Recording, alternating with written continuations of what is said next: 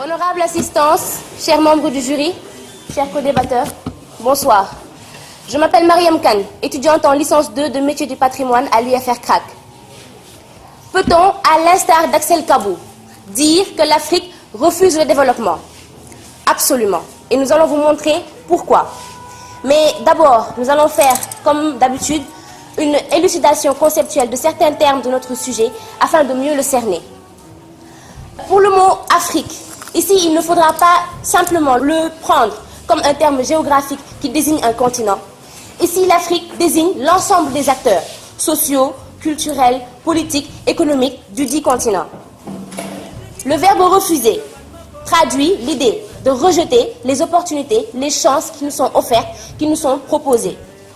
Et le mot développement, de façon simpliste, traduit l'idée selon laquelle un groupe peut atteindre une certaine aisance économique et le bien-être de ses individus en respectant certaines règles. En rassemblant toutes ces définitions, on peut donc reformuler notre sujet ainsi. Est-ce que ce sont les acteurs sociaux, économiques, politiques de l'Afrique qui eux-mêmes bloquent les possibilités du continent africain d'obtenir une certaine aisance économique et le bien-être de ses populations? La réponse à cette question est oui. Vous vous demandez pourquoi? L'Afrique est le continent le plus pauvre du monde, avec le taux de développement le moins élevé. Le PIB de l'Afrique est de 1%, alors que sa population représente près de 12% de la population mondiale. Aujourd'hui, on se rend compte que l'Afrique est en retard par rapport aux autres continents. Or, tout le monde s'accorde à dire que ce continent est le continent le plus riche, tout le monde le sait aujourd'hui. Sur le plan démographique, l'Afrique compte 200 millions de jeunes, soit 20% de sa population. Sur le plan des ressources naturelles, l'Afrique possède 60% des réserves de diamants au monde, 57% des réserves d'or, 97% des réserves de cuivre. L'Afrique a des forêts luxuriantes, des terres fertiles, des ressources hydriques très importantes. Donc, la question à se poser, c'est comment est-ce possible qu'un continent aussi riche, aussi plein de potentialités, puisse aujourd'hui encore stagner dans les eaux troubles du sous-développement. Vous allez être choqués lorsque mes camarades et moi, nous allons vous livrer les arguments d'ordre sociaux, anthropologiques, politiques, économiques que nous avons trouvés pour vous ce soir. Je vous remercie de votre attention. Auguste Assemblée, honorable membre du jury, chers co-débatteurs, bonsoir. C'est pour nous un honneur et un plaisir que d'être là ce soir pour cette finale. Un honneur et un plaisir encore plus grand que d'affronter cette grande équipe de débatteurs de l'UFR CRAC. Peut-on dire, comme Axel Kabou, que l'Afrique refuse le développement? Quel est le sujet sur lequel nous allons débattre ce soir? D'abord, il faudrait remettre ces paroles d'Axel Kabou dans leur contexte. On est en 1991. Aux éditions Harmattan, Axel Kabou publie un livre intitulé « Et si l'Afrique refusait le développement ?» Point d'interrogation. 1991, une année particulière pour les États africains. En effet, ceux-là, tout juste sortis de la colonisation, ont été pris dans un autre goulot d'étranglement, celui des crises, celui des guerres, et j'en passe. Cette contextualisation faite, intéressons-nous, comme l'a fait la demoiselle, au mot du sujet. Refuser, développement, l'Afrique, on en passe. L'Afrique refusée, elle l'a définie. Mais venons au mot-clé, le développement. Elle a donné une définition simpliste, comme elle a dit, mais il se trouve que le développement n'est pas un concept simple.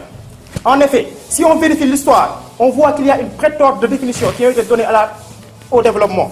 En 1950, par exemple, Henry Truman définissait le développement comme étant l'ensemble des progrès positifs notés dans une zone géographique. Mais honorable membre du jury, vous noterez avec nous le caractère laconique, le caractère restrictif, le caractère rétrograde de cette définition. C'est pourquoi nous avons choisi la définition qui a été homologuée par l'ONU. La définition standard du développement, celle de François Pérou, qui a été choisie entre toutes les définitions du développement, dont celle qu'a donnée la demoiselle. François Pérou a défini le développement comme étant la conjugaison de 3 facteurs: la croissance économique, le changement qualitatif de mentalité et enfin la protection de l'environnement. Auguste Assemblée, honorable membre du jury, nous allons vous montrer ce soir que l'Afrique, prise comme un ensemble, comme l'a dit la demoiselle, ne refuse pas le développement, mais bien au contraire, l'Afrique dans son ensemble a toujours, depuis le début de son histoire, posé les jalons pour aller vers le développement. Nous vous le prouverons par des arguments économiques, historiques, institutionnels et par tout argument développé par nos chers co-débatteurs. La demoiselle a dit que vous serez choqués. Je vous dirai que vous serez choqués, mais positivement. en voyant que votre continent ne cesse de poser des jalons pour aller vers le développement. Je vous remercie. Auguste Assemblée, chers membres du jury, je me nomme Elhadji Malick Ndiaye, étudiant en licence 3 de communication. L'Afrique refuse le développement. 54 ans après l'indépendance, 54 ans après l'accession de nos États à la souveraineté internationale, l'Afrique, comme l'a dit Mme Kane, avec un tiers des ressources mondiales, avec la population la plus jeune, avec la nature la plus féconde, n'arrive toujours pas au développement. Le développement, on peut en donner des milliers de définitions, mais le développement, ce ne sont pas des extrapolations chiffrées qui ne font que traduire le fossé entre une classe nantie et une autre qui vit sur le seuil de la pauvreté. Le développement, ce ne sont pas des taux de croissance exagérés qui en réalité ne traduisent que des géants au pied d'argile. Non. Le développement, c'est un processus aussi bien endogène qu'exogène, consistant à l'amélioration continue des conditions de vie des populations, conjuguées à une marche impitoyable vers le progrès. C'est de ce développement dont nous parlons. Et quand on parle de ce progrès, l'Afrique qui n'a pas su entrer dans une industrialisation, qui n'a pas su entrer dans une éducation aussi bien endogène qu'adaptée, l'Afrique qui n'a pas su se mettre en sécurité, l'Afrique qui n'a pas su aller vers une bonne gouvernance, vers une démocratie effective, ne peut pas dire qu'elle veut aller vers le développement. Prenons le cas de l'industrialisation. Au lendemain de Hiroshima et Nagasaki, le Sénégal était plus développé que le Japon. 77 ans plus tard, à coup de travail, d'abnégation, à coup d'audace, à coup d'importation des technologies de pointe, de ce désir sempiternel d'aller vers l'innovation, le Japon est devenu aujourd'hui l'une des premières puissances mondiales du monde, alors que l'Afrique, continent le plus ressourcé, le plus doté, le plus financé, le plus téléalimenté, comme le disait Axel Kabou à la page 24 de son livre, l'Afrique n'est toujours pas arrivée au développement. Pourquoi? Parce que cette Afrique-là a refusé d'importer la technologie. Parce que cette Afrique-là a laissé, comme l'a dit mon camarade, ces goulots d'étranglement comme Areva ou encore comme Total venir exploiter ces ressources. Et même quand les bénéfices résiduels de ces ressources sont redistribués aux Africains, c'est la classe dirigeante qui confisque ces ressources au détriment de la basse population, au détriment de nous, la véritable population. Et quand on voit ces dirigeants africains qui refusent de redistribuer ces bons fonds, quand on voit qu'en Afrique, entre 1980 et 2009, selon le rapport de la BAD et de la Global Financial Integrity de 2013, quand on voit qu'entre 1980 et 2009, entre 1200 et 1400 milliards de flux financiers illicites sont passés en Afrique et que cette Afrique dit qu'elle ne peut pas se développer, c'est parce que cette Afrique, ad vitam aeternam, ne veut pas se développer. Je vous remercie.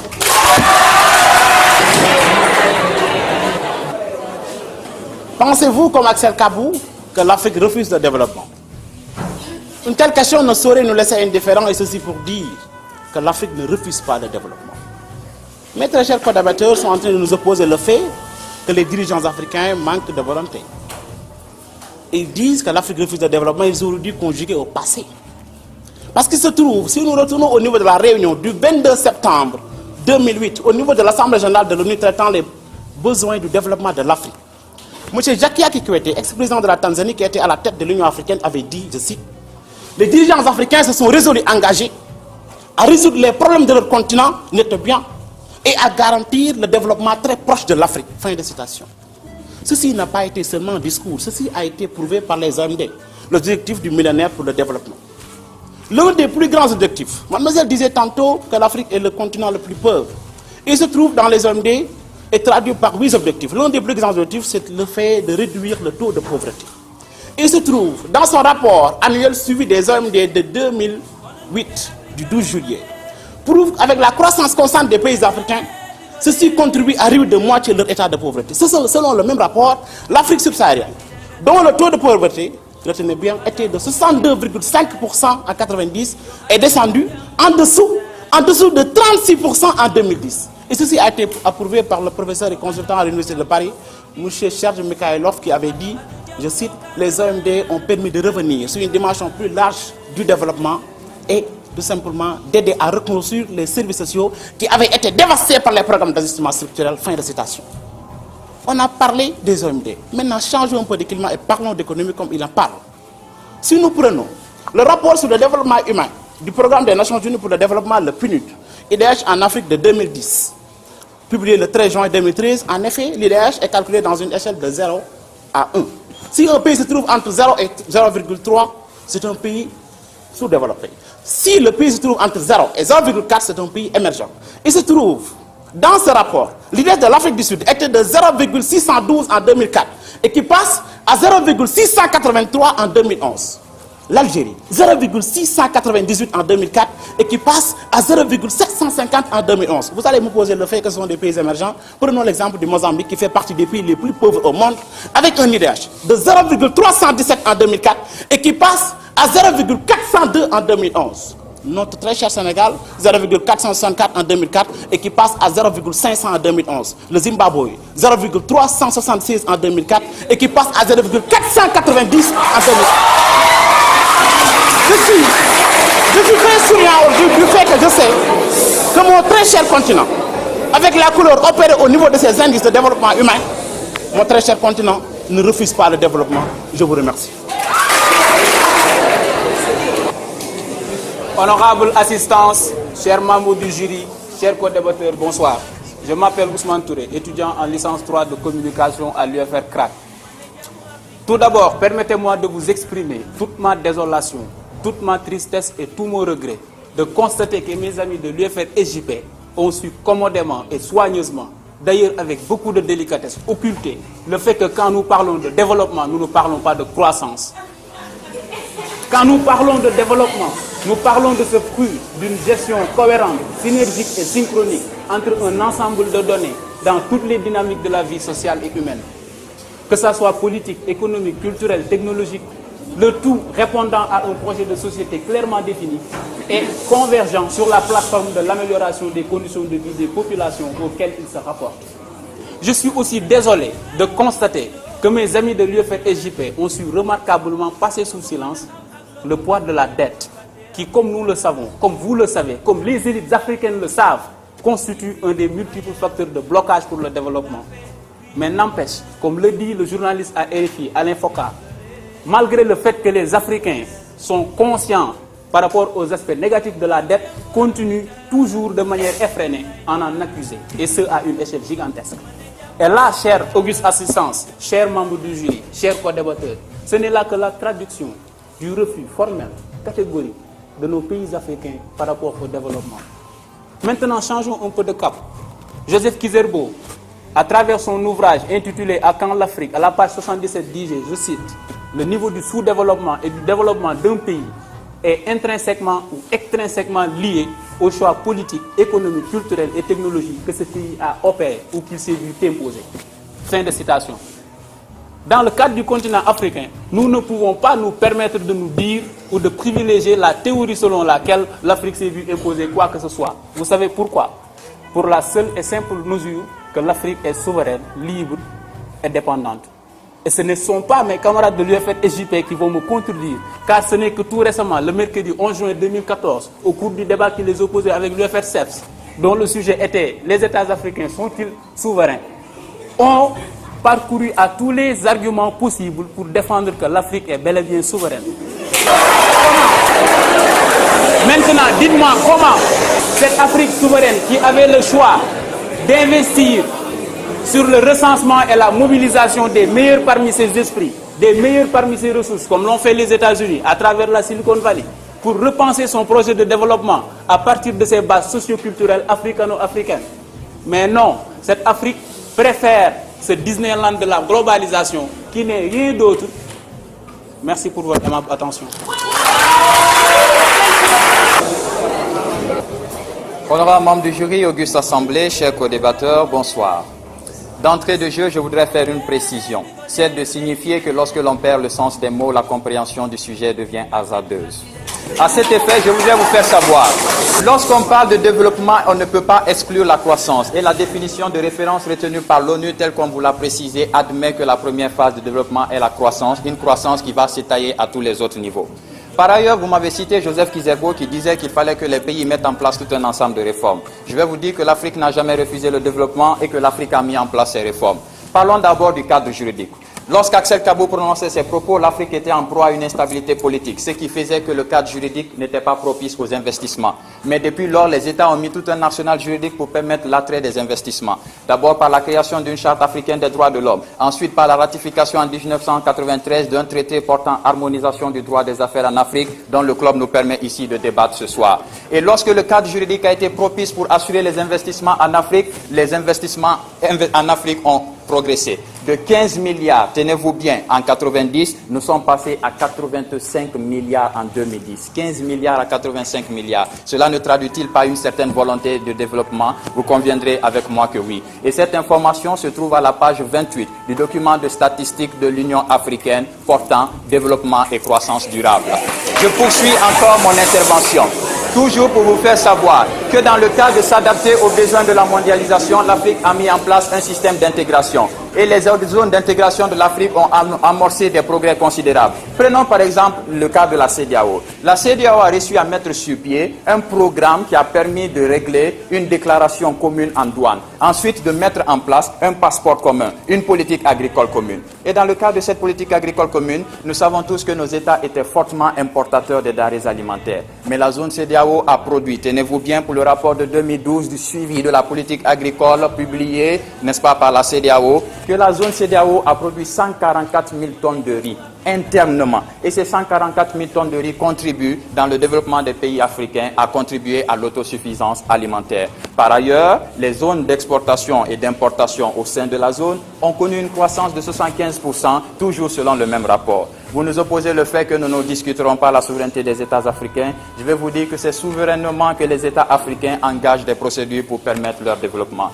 Vous êtes en train de parler de la dette. Cela est contrecarrable très simplement. Parce que nous vous l'avons fait comprendre, si vous ne l'avez pas suivi bien, je vais vous le redire lors du match précédent, que l'Afrique a réussi à mettre en place, grâce aux Nations Unies et à tous les pays qui veulent se développer, un fonds d'investissement souverain qui est regroupé des fonds d'investissement locaux et nationaux de chaque État afin de permettre de faire fructifier la macroéconomie et la microéconomie. Ensuite, je vais vous donner un autre exemple qui prouve que la dette n'a rien à voir. États-Unis, Chine, Japon, France, tous ces pays que vous citez comme puissance, quel que soit le mot que vous voulez, sont des pays qui ont une dette extérieure extrêmement lourde. Mais cela ne les empêche en rien d'être des puissances développées. L'Afrique ne refuse pas le développement. L'Afrique est en marche vers le développement. Vous savez, cela nous désole toujours de voir que nos amis de l'UFR SJP, en essayant d'accréditer, autant pour moi, la thèse selon laquelle l'Afrique est sur la voie du développement, ont évoqué des rapports, des statistiques dont les sources, dont la fiabilité, autant pour moi, reste contestée. Ces rafales de rapports et de statistiques ne sont rien d'autre que le fruit d'analyses superficielles, subjectives et partielles, qui souffrent donc de rigueur, d'objectivité et de scientificité. À mon ami, vous auriez pu trouver autre chose que ces rapports. Je suis désolé. Quand nous voyons le continent africain, s'il vous plaît, départissons-nous de ces rapports et de ces déclarations officielles. Ils parlent de chefs d'État qui souverainement entreprennent des politiques pour soi-disant financer l'Afrique à partir de leurs propres fonds. Mais nous savons tout ce qui se passe. Les chefs d'État africains aujourd'hui masquent leur refus au développement à travers leur précipitation par rapport à la création d'organismes d'intégration sans même trop y croire. La preuve est que l'Organisation pour l'harmonisation du droit en Afrique qui existe depuis combien de temps et qui toujours n'arrive pas à régler ce problème de sécurité juridique sur le plan économique pour permettre à l'Afrique de pouvoir générer des capitaux. Aujourd'hui, les investissements fuissent. Pourquoi? Parce que nous sommes insécuritaires. Nous ne sommes pas sécurisés. Ces chefs d'État africains se bousculent à signer des traités relatifs à la libéralisation des échanges, mais n'intègrent pas leur marché, ne constituent pas d'union douanière, n'élaborent pas de véritables zones de libre-échange. Et aujourd'hui, mieux encore, ce sont eux qui signent ces traités et qui retournent chez eux pour empêcher l'effectivité de la supranationalité de ces lois édictées. Ne me dites pas non. Sinon, l'Afrique serait intégrée depuis très longtemps. Depuis quand existe l'Union africaine? Depuis quand ces efforts sont en train de se multiplier un à un, mais ça ne change en rien le fait que les chefs d'État africains sont des gens qui aiment le pouvoir, qui aiment décider sur la vie et la mort des populations et qui ne se sont pas encore engagés Ils ne pensent même pas à leur population. Alors que ici, quand on parle de population, mes amis, je vous rappelle qu'on parle de l'amélioration des conditions de vie des populations. C'est un processus endogène. Ne nous parlez pas que de décisions prises à un niveau macro. Non. Le développement dont vous parlez doit se faire sentir, pas à travers des chiffres, mais à travers la vie réelle des populations. Ces gens qui sont là présents savent que ce que vous dites, c'est un idéal inaccessible face à une réalité tangible. Merci pour votre aimable. Auguste Assemblée, mon cher camarade se dit désolé par le fait que l'on ne veuille pas voir la réalité. Moi, je me dis désolé par le fait qu'ils remettent en cause notre probité intellectuelle. Cette probité intellectuelle-là ne nous permet pas de citer ici, devant vous, des rapports qui ne sont pas exacts. Ce serait insulter votre intelligence. Parce que tous, autant que vous êtes, vous savez que ces rapports-là existent, ces membres du jury-là le savent, sont les meilleurs débatteurs au Sénégal. Ils savent, nous n'allons pas, par probité intellectuelle, citer ici des choses qui n'existent pas. Il a parlé du fait que les investissements fuiraient l'Afrique. J'utilise le conditionnel, fuiraient l'Afrique. Chers camarades, comme vous l'avez rappelé tout à l'heure, les investissements en Afrique en 90 c'est juste de 15 milliards de dollars. Ces investissements-là qui fuiraient l'Afrique sont passés de 15 milliards de dollars à 85 milliards de dollars en 2012. Mais si ces investissements-là ne fuyaient pas l'Afrique, l'Afrique serait le continent le plus développé au monde alors. Un passage de 15 milliards à 85 milliards, Auguste Assemblée, l'Afrique n'est pas une zone que l'investissement fuit. Bien au contraire, il est établi aujourd'hui que l'Afrique offre le plus grand taux de retour sur investissement au monde. Ce qui fait qu'en 2012, il a été notifié que plus de 100 entreprises africaines appartenant à l'Afrique avaient un revenu de plus de 100 milliards de dollars. 100 milliards de dollars. Il a dit que la croissance n'impactait pas sur la population. Je vais lui dire non. Parce que les économistes nous disent que l'urbanisation est un caractère de changement de mentalité. Le changement de mentalité apporte la croissance. Il se trouve que les États africains, la population africaine vivait juste à hauteur de 20% dans les villes. En 2012, ce changement de mentalité-là, cet impact du développement sur les populations les a amenés à vivre à hauteur de 40% dans les villes. Et ce n'est pas de l'exode rural, bien au contraire, c'est un développement endogène dans les villes, comme il l'a dit, un développement endogène de la ville qui développe le pays, qui développe le continent. Auguste Assemblée, honorable membre du jury, les États africains, depuis 1960, n'ont de cesse de mettre en place des mécanismes qui leur permettent d'aller de l'avant. Mais les conséquences sont là, on les voit. L'inflation africaine, qui était l'une des plus grandes, qui tournait autour de 22%, les États africains ont réussi à la ramener à 8%. 8% en 2012. Ceux qui font économie dans la salle savent que l'abaissement de l'inflation est une marque d'un développement. Nous n'avons jamais dit que l'Afrique est développée. Nous ne l'avons jamais dit. Nous avons dit que l'Afrique prend le chemin du développement. L'Afrique n'est pas un vieillard qui reste chez lui du matin au soir, du soir au matin. L'Afrique œuvre pour son développement. Et ça se voit à travers les chiffres. 50% des ménages africains, comme il l'a dit, le développement n'impacte pas sur la population. 50% des ménages africains ont un revenu discrétionnaire. Ceux qui font économie savent que le revenu discrétionnaire est la capacité d'une famille à subvenir à ses besoins. 50%, ils peuvent dire que c'est un chiffre qui ne tient pas, c'est un chiffre qui est petit. Mais allez voir les chiffres de 1960. Vous verrez qu'il y a un progrès qui est en train d'être fait par ces États africains. Auguste Assemblée, il est inéluctable que le Sénégal de 1960 n'est pas le Sénégal de 2014. Vous n'allez pas le contredire. Donc cela veut dire que le Sénégal a au moins posé des actes. L'alphabétisation, on nous disait qu'en 1970, être étudiant, quelque part, était un luxe. Aujourd'hui, nous sommes là, nous sommes tous étudiants. Ça veut dire que l'Afrique a posé des pas pour son développement. Je vous remercie. Auguste Assemblée, chers membres du jury, nous avons ici vu citer des rapports. Mais nous ne remettons pas en cause ces rapports. Ce que nous remettons en cause, c'est que, comme le disait Abdoulaye Wade en 2008, dans la conférence de la FAO, que ce sont des experts qui viennent du monde occidental, qui viennent nous décliner des indices de développement humain et qui ensuite nous donnent des rapports par rapport à ce qu'ils veulent que l'on entende, par rapport à ce qu'ils veulent que l'on soit. Mais revenons au débat. Vous avez parlé de la croissance des investissements. Je ne sais pas quelles sont vos sources, mais selon le rapport 2013 de la CNUCED, le développement, l'investissement direct étranger est passé de 62 milliards de dollars, alors que vous nous parlez de 85 milliards de dollars. C'est à vérifier. Mais revenons au débat. Quand l'Afrique refuse de se développer, c'est parce que l'Afrique refuse d'aller vers la paix, vers un monde sécuritaire. Dans la mondialisation, on ne peut pas se développer tant qu'il n'y a pas de stabilité. Les plus grandes entreprises au monde investissent dans des pays qui sont stables. Or, l'Africain refuse de laisser son frère africain en paix. Quand Paul Kagame se donne le droit d'armer une rébellion au sud du Congo, la rébellion du M23, quand, après 54 ans d'indépendance, il y a eu 101 coups d'État, au moins 30 guerres civiles, quand, aujourd'hui, dans certains pays d'Afrique, ce sont le pouvoir militaire qui confisque le pouvoir civil, comme en Égypte, quand on voit qu'il y a toujours en Afrique des guerres, quand on voit que malgré vous parlez de ces organisations régionales, il en existe 200 en Afrique, alors qu'aucune civilisation ne s'est développée avec une tripartition de ces entités. Quand on voit que cette Afrique refuse l'industrialisation, quand on voit que cette Afrique, malgré que vous parlez de l'université, se développe selon les réformes, par exemple la réforme LMD qui n'a pas été pensée par rapport à nos réalités, quand on voit que cette Afrique, après 54 ans d'indépendance, est toujours télécommandée, est toujours téléalimentée, quand on voit que cette Afrique refuse de s'industrialiser, on ne peut pas dire que l'Afrique va vers le développement. Cette Afrique que nous voyons va vers une exagération de la balkanisation. Pour parler comme Roland, pour qui cette Afrique que nous voyons va vers une antitoubabisation. Pour parler comme Axel Kabou, cette Afrique que nous voyons entre dans un orgueil, dans une généralité fratricide qui est fait de tribalisation, d'ethnicisation et qui fait que ce sont ces concepts socio-anthropologiques qui poussent les populations africaines à faire la guerre chaque jour. Ce sont ces complexes de supériorité et d'infériorité qui donnent le droit au Rwanda de se faire la guerre. Quand on voit que les Africains ne s'aiment pas, comment voyez-vous que l'Afrique puisse aller vers un développement endogène et plus homogène? Car le développement ne se fait pas de manière hétérogène. Le développement ne se fait pas dans la scission, mais le développement se fait dans l'union et dans l'intégrité.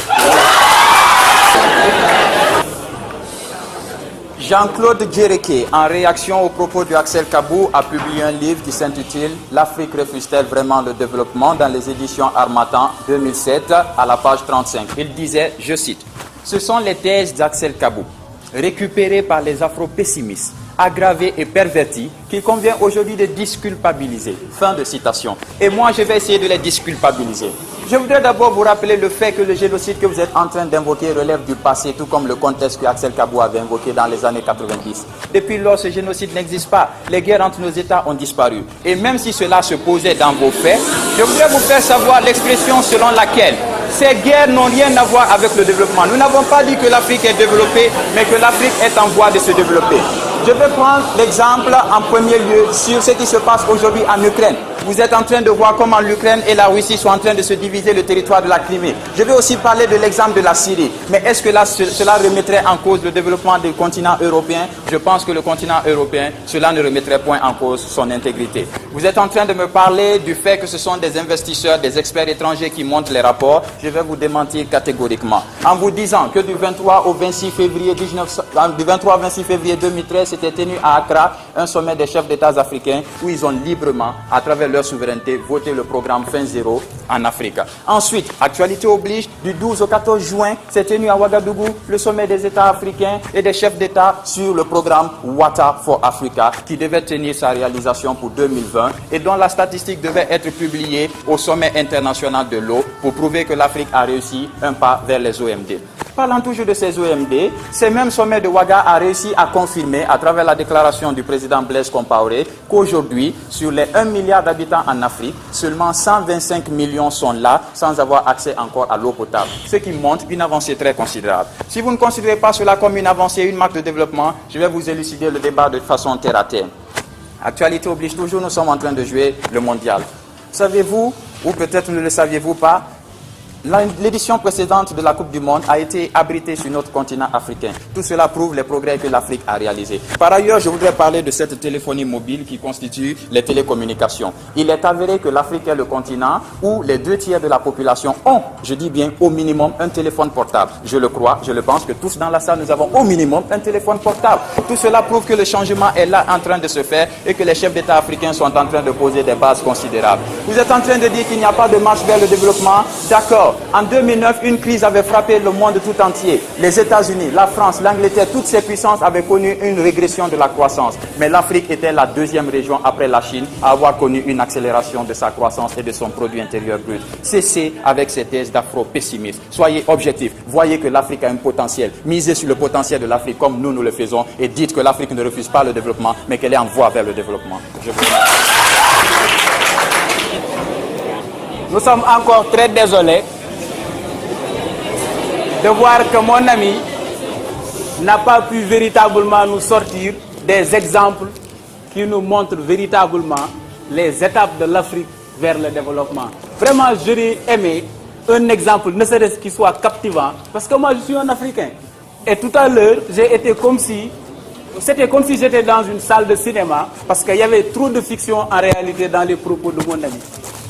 Pensez-vous que mon ami qui parlait de cessation de guerre en Afrique, parlait de notre Afrique, que moi je connais, que vous connaissez, je pense qu'il ne parlait pas de cette Afrique-là. Pensez-vous qu'elle parle de cette Afrique qui est littéralement ravagée par des guerres civiles, d'innombrables guerres civiles, en Éthiopie, en Somalie, Mozambique, Angola, Libéria, Rwanda, Ouganda, tout récemment les crises togolaises et maliennes, entre autres. Ajoutez à cela les cortèges de réfugiés qui sont parqués dans les camps. Non, je ne pense pas que c'est cette Afrique dont mon ami parlait tout à l'heure. Je ne pense pas qu'il nous parlait de cette Afrique dont les villages sont aujourd'hui dévastés, les zones sont abandonnées aux seigneurs de la guerre, atteintes par la désertification et la malnutrition qui l'accompagnent. Non, je pense qu'il ne parle pas de cette Afrique-là. Il ne nous parle pas de cette Afrique qui aujourd'hui est déstabilisée par l'exode rural, l'insécurité et l'insalubrité urbaine. Cette Afrique qui est écrasée par le poids de la dette, par la paupérisation de ses États et de ses populations, de moins en moins en mesure de garantir le fonctionnement régulier de ses services publics, de financer ses infrastructures, d'assurer à tous et à toutes l'accès à l'éducation et à des conditions sanitaires décentes. Non, mon ami ne parlait pas de cette Afrique-là. Il ne parlait pas de cette Afrique où aujourd'hui les maladies se sont transformées en de footballeurs et ont à leur tour transformé le continent en un ballon. Quand le paludisme finit de jongler, il fait une passe au sida. Il amortit et puis fait son passe à l'Ebola. Ainsi de suite, ainsi de suite. Non, je suis désolé, s'il vous plaît, je veux que mes amis me disent quel est le mode opératoire de solutionnement de ces problèmes qui gangrènent les vies des populations africaines. C'est ce dont j'ai besoin que vous nous dites, monsieur. Merci pour votre aimable attention. Gens de bien, amis de Dieu. Tout à l'heure, mon co-débatteur a dit qu'il avait l'impression d'être dans une salle de cinéma. Ceci n'a rien de ça. Nous sommes dans un débat.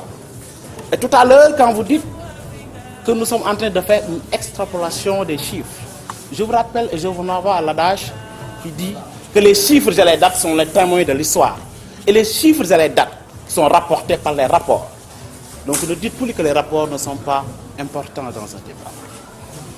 Lors du 4e sommet conjoint entre l'Afrique et l'Union européenne qui s'est déroulé le 2 et 3 avril 2014 à Bruxelles, actualité récente oblige, avec la présence de 90 délégations des deux continents, 60 chefs d'État africains et européens, la présence du président de l'Union africaine et la présidente commission de l'Union africaine et le secrétaire général des Nations Unies.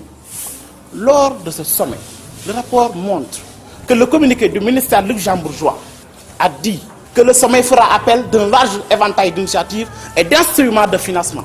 Je cite, pour la période 2014-2020, plus de 28 milliards de dollars seront alloués à l'Afrique par l'Union européenne.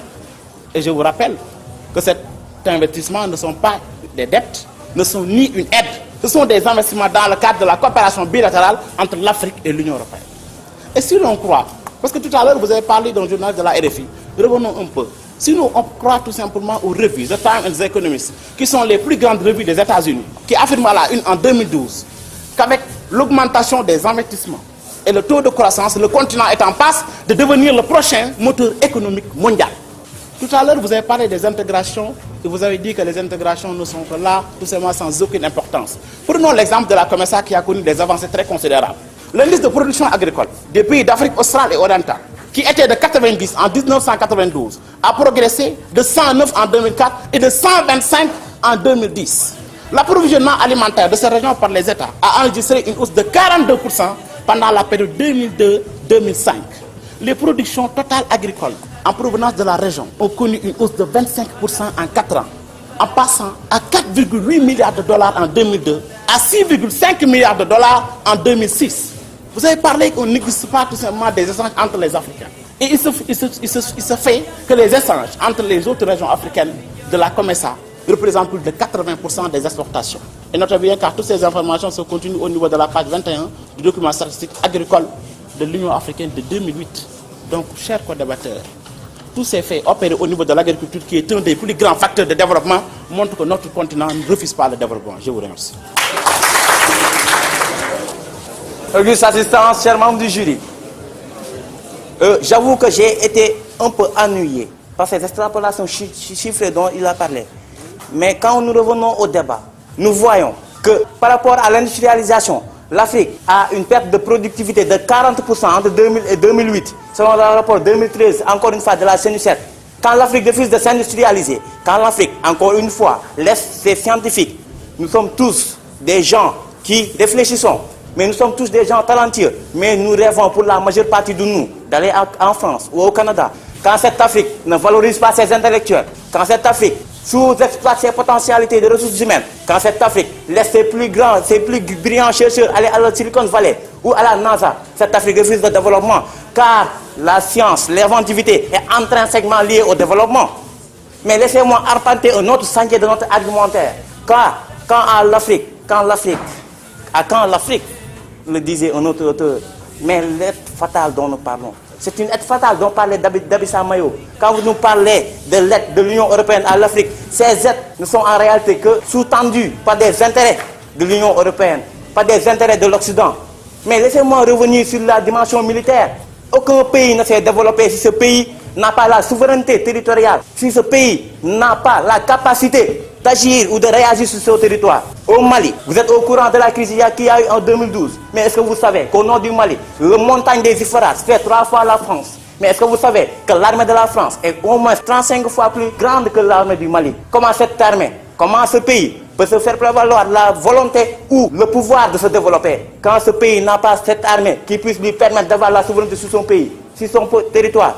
Mais quand cette Afrique-là refuse d'éducation, quand cette Afrique-là ne fait pas comme la Corée du Sud qui a envoyé ses intellectuels en Occident, mais ensuite les a récupérés pour construire un développement endogène, quand cette Afrique-là n'a pas encore une armée qui puisse lui permettre de défendre ses territoires, quand cette Afrique-là ne se base que sur des rapports qui ne font en réalité sortir aucune solution, cette Afrique-là refuse éminemment de se développer.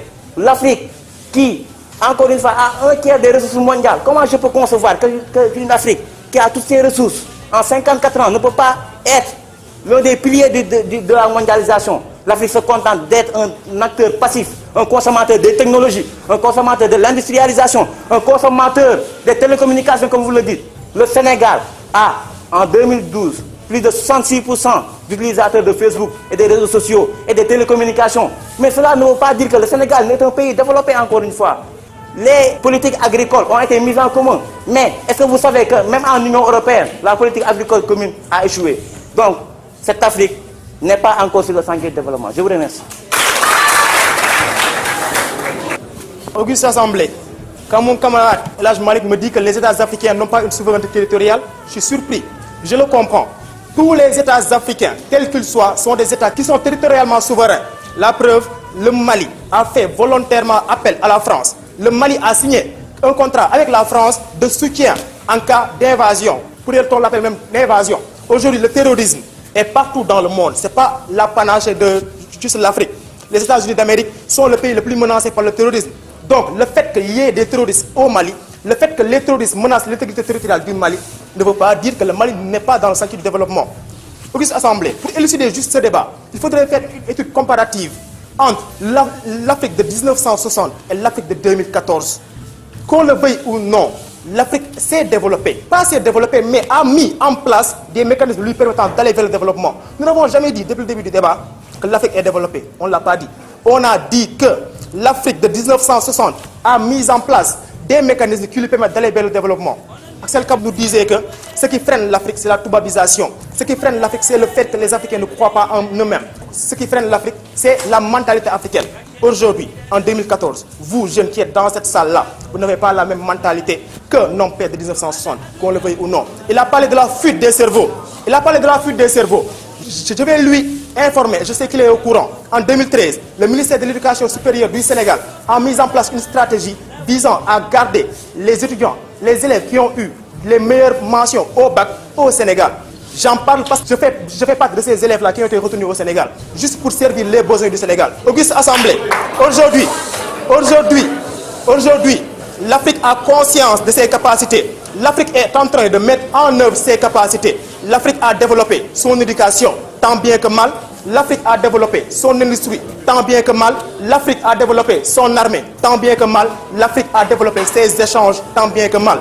Avant, comme nous vous l'avons rappelé, les États africains étaient dans une relation gagnant-perdant avec l'Occident. Aujourd'hui, ils ont réussi à stabiliser ces rapports-là en des rapports gagnant-gagnant. L'Afrique y gagne, l'Europe y gagne. Ce ne sont pas des chiffres que nous vous dévoilons, ce sont des faits. Regardez-vous entre vous. Vous savez que ce n'est pas la même Afrique qui est aujourd'hui là. C'est une Afrique dynamique, une Afrique qui ne se victimise pas, pour reprendre les mots d'Axel Kabou. Une Afrique qui n'est pas une cicatrice sur la conscience mondiale, pour reprendre les noms de Tolibraire. Auguste Assemblée, l'Afrique ne sera que ce que nous en ferons. Et nous avons décidé d'en faire une Afrique développée. Je vous remercie. Honorable assistance, chers membres du jury, nous en sommes à la conclusion. J'aimerais d'abord amener quelques précisions par rapport aux propos de nos co-débatteurs. Quand monsieur dit que l'Afrique n'est plus une cicatrice dans la conscience mondiale, mais c'est normal, l'Afrique est le continent le plus aidé au monde. D'après la Global Financial Integrity, le montant de l'aide reçue par l'Afrique depuis 1970 à aujourd'hui s'élève à 57 milliards de dollars américains. Comment voulez-vous qu'après les gens se sentent coupables, que l'Afrique ne se développe pas, ils l'aident comme ils peuvent? Ensuite, il parle de l'alphabétisation, que de 1970 à aujourd'hui, le taux d'alphabétisation a augmenté. D'accord, en quantité, les gens vont à l'école, les filles vont de plus en plus à l'école. Mais la qualité de l'enseignement, tout le monde le sait, est de plus en plus médiocre.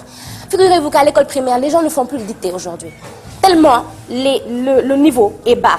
Moi, je crois qu'une croissance, un développement en croissance seulement, n'est pas vraiment un développement, parce que le développement, c'est le bien-être.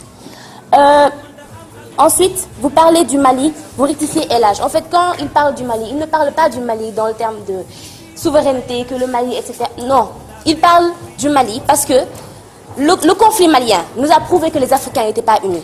Pendant 9 mois, des gens se réunissaient et faisaient des réunions, réunion sur réunion, réunion sur réunion. Il a fallu que des gens viennent d'ailleurs pour venir nous aider, alors qu'il aurait simplement fallu que chaque pays livre au moins 100 000 hommes pour que le conflit malien soit éradiqué.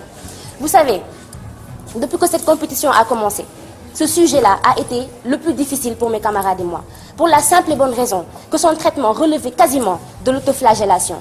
Ne pensez pas que nous ne sommes pas des panafricanistes, au contraire. D'ailleurs, les études que nous faisons le prouvent, nous sommes là pour l'Afrique, parce que nous croyons en elle. Cependant, l'adage dit bien, qui aime bien châtie bien, et c'est ce que nous faisons. Donc qui, à part nous, a la responsabilité d'identifier le mal de l'Afrique pour essayer d'y remédier? Qui a le devoir de dire ce qui ne va pas en Afrique? Nous ne sommes plus à un moment de notre évolution où nous devons avoir des discours passionnés, assaisonnés d'afrocentrisme ou d'afro-optimisme exacerbé. Non, parce que la politique de l'autruche, c'est une fuite de responsabilité.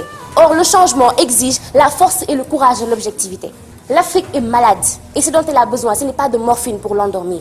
Ce dont elle a besoin, c'est de médecins sincères qui sont capables d'identifier son mal et lui proposer des remèdes. Je vous remercie.